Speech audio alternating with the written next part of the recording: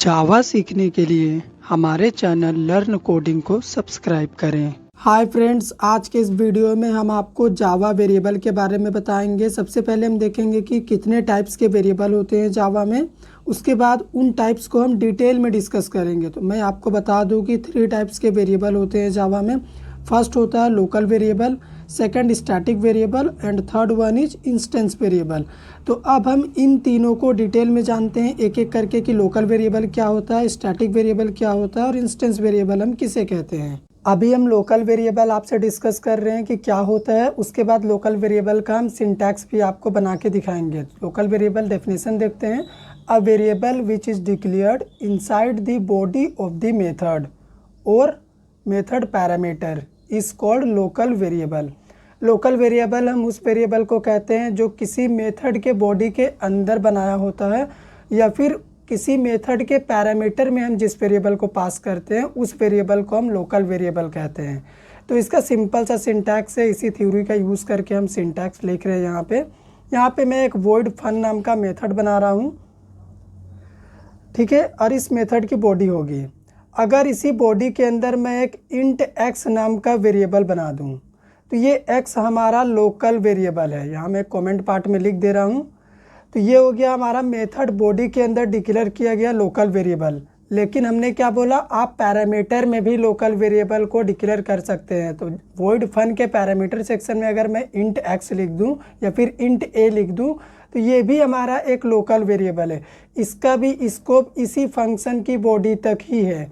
तो ये हो गया हमारा लोकल वेरिएबल। अब हम आपको इंस्टेंस वेरिएबल के बारे में बताएंगे। उसके बाद लास्ट में हम स्टैटिक वेरिएबल के बारे में भी जानेंगे। अभी हम इंस्टेंस वेरिएबल का डेफिनेशन आपको बताएंगे, उसके बाद इसका भी सिंटैक्स लिखेंगे। तो अ variable which is declared inside the class but outside of all the methods called instance variable.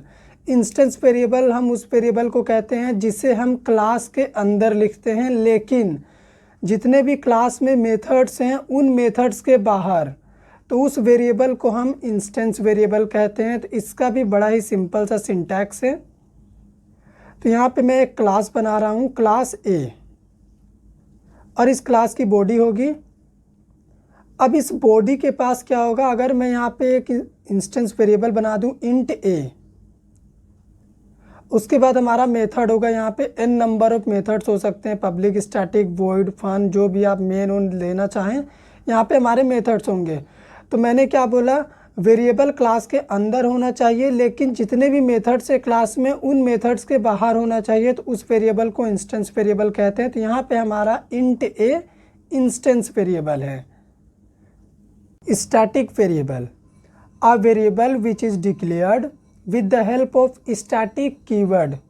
Static variable हम उस वेरिएबल को कहते हैं जो स्टैटिक कीवर्ड के हेल्प से डिक्लेयर किए जाते हैं या बनाए जाते हैं। तो उन सभी वेरिएबल्स को हम स्टैटिक वेरिएबल कहते हैं।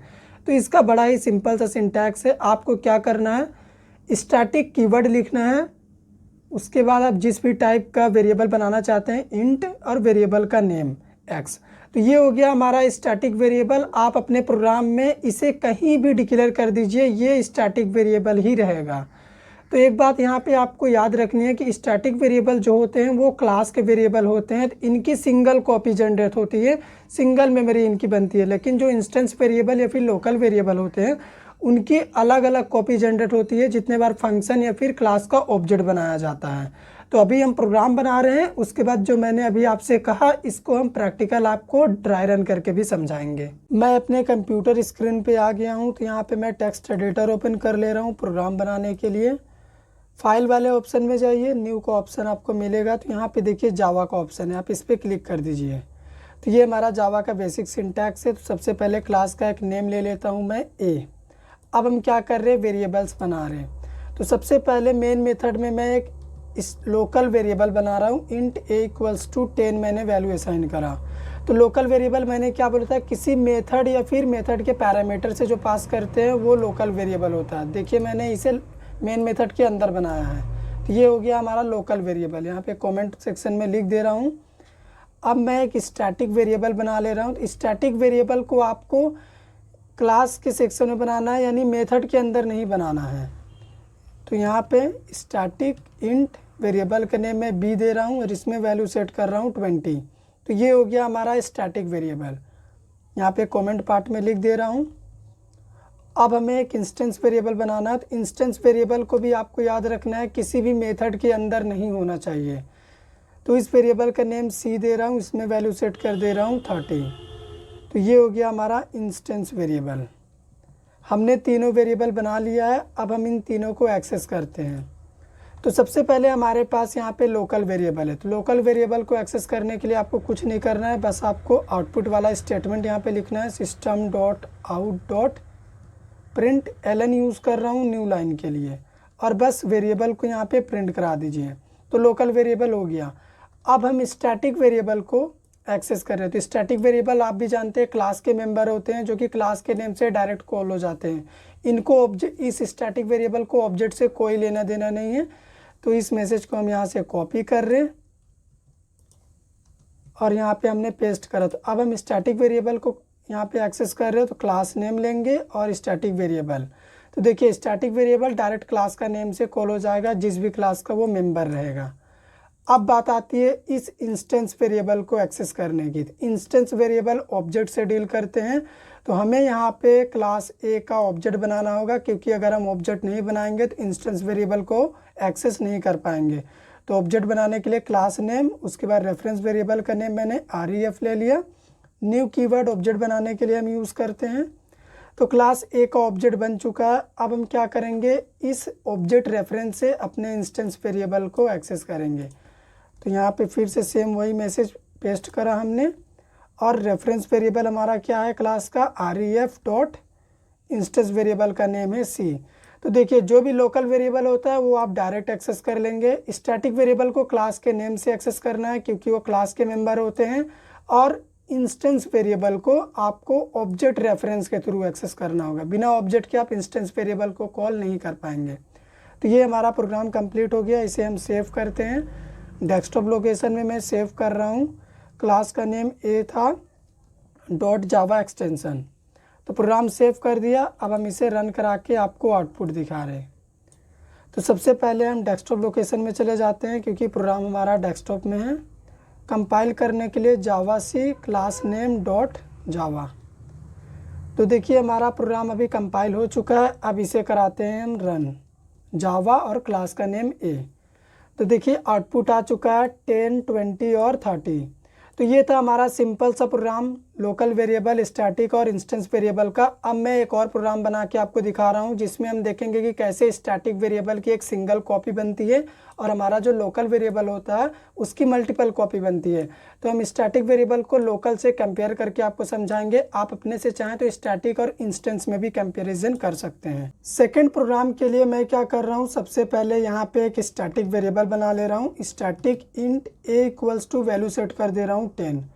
तो अभी आप याद रखिएगा ये जो स्टैटिक वेरिएबल है इसका लाइफ टाइम पूरे प्रोग्राम तक है। जब तक प्रोग्राम चलेगा तब तक इसका लाइफ टाइम है।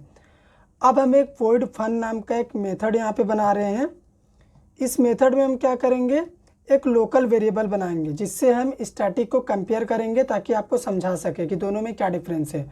तो उसके लिए इंट b नाम का मैंने एक लोकल वेरिएबल बनाया, इसमें भी वैल्यू सेट कर दे रहा हूँ 10। तो ये दो वेरिएबल बन चुके हैं। अब सबसे पहले इन दोनों को कर दे रहा हूँ मैं प्रिंट। उसके लिए लिख रहा हूँ system.out.println। ln यूज़ कर रहा हूँ न्यू लाइन के लिए। यहाँ पे a को प्रिंट कर रहा हूँ, बीच में प्लस दे रहा हूँ और स्पेस फिर प्लस और b। तो यहाँ पे मैंने जो प्लस दिया है ये कॉन्कैटिनेशन का काम करेगा, यानी इन दोनों के बीच में एक टाइप का स्पेस रखेगा, जो मैंने स्पेस यहाँ पे दिया है। अब इन दोनों की वैल्यू को प्रिंट कराने के बाद दोनों में मैं कर दे रहा हूँ एक एक इंक्रीमेंट, यानी प्री इंक्रीमेंट ऑपरेटर यूज़ करके मैंने दोनों की वैल्यू को इंक्रीज़ करा है। मेन मेथड में चलते हैं। सबसे पहले क्लास A का ऑब्जेक्ट बना लेते हैं। न्यू कीवर्ड से ऑब्जेक्ट बनता है। तो यहाँ पे ऑब्जेक्ट बन चुका है। अब हम इस रेफरेंस R से अपने फन मेथड को कॉल कर रहे हैं। तो यहाँ पे मैं लिख रहा हूँ r.fun। तो मैं एक और बार फन मेथड को यहाँ पे कॉल कर ले रहा हूँ। तो इसी लाइन को मैंने कॉपी करा और यहाँ पे कर दिया पेस्ट। तो 2 टाइम्स हमने फन मेथड को कॉल करा है। तो ये जो फन मेथड है ये 2 बार एग्जीक्यूट होगा। सबसे पहले जब हम फन मेथड को कॉल करेंगे तो यहाँ पे इसका भी वैल्यू 10 है और स्टैटिक का भी वैल्यू 10 है। तो अभी हम प्रिंट करेंगे तो क्या प्रिंट होगा, अभी प्रिंट हो जाएगा हमारा यहाँ पे 10 और 10। उसके बाद दोनों की वैल्यू इंक्रीज हो चुकी है, यानी यहाँ पे दोनों का वैल्यू क्या हो चुका है, 11 और 11। लेकिन अब जब हम दोबारा फन मेथड को कॉल करने के लिए जाएंगे तो ये जो आपको लोकल वेरिएबल बी दिख रहा है, इसका स्कोप इसी फन फंक्शन तक है। तो जब तक ये फन मेथड एक बार कॉल हुआ, जब दोबारा कॉल करने के लिए गए तो इसका जो मेमोरी बना था वो डिस्ट्रॉय हो गया। अभी ये बी का वैल्यू एग्जिस्ट नहीं कर रहा है जब दोबारा कॉल किए, लेकिन स्टैटिक का अभी 11 वैल्यू है। दोबारा जब हम इसको कॉल किए तो अभी यहाँ पे क्या प्रिंट होगा, स्टैटिक का वैल्यू प्रिंट होगा यहाँ पे 11 और हमारा लोकल वेरिएबल का वैल्यू यहाँ पे प्रिंट होगा 10। तो यहाँ पे आपको आउटपुट दिखा रहा हूँ। सबसे पहले प्रोग्राम को कर दे रहे हैं सेव और यहाँ पे रिजल्ट दिखाते हैं।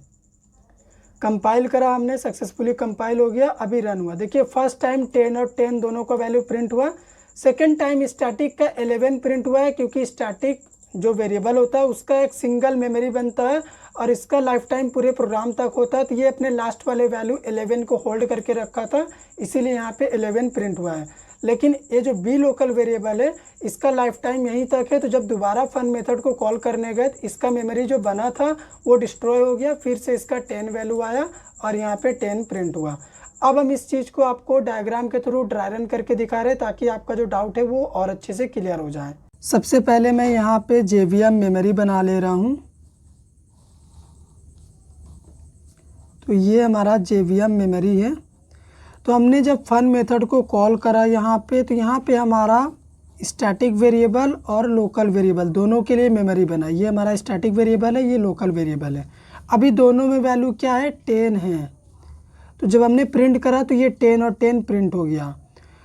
अब इस लोकल वेरिएबल का स्कोप इसी ब्लॉक तक है, ठीक है, ये आपको याद रखनी है। अब दोनों की वैल्यू को हमने इंक्रीज़ करा तो ये हो गया यहाँ पे 11 और ये भी हो गया 11।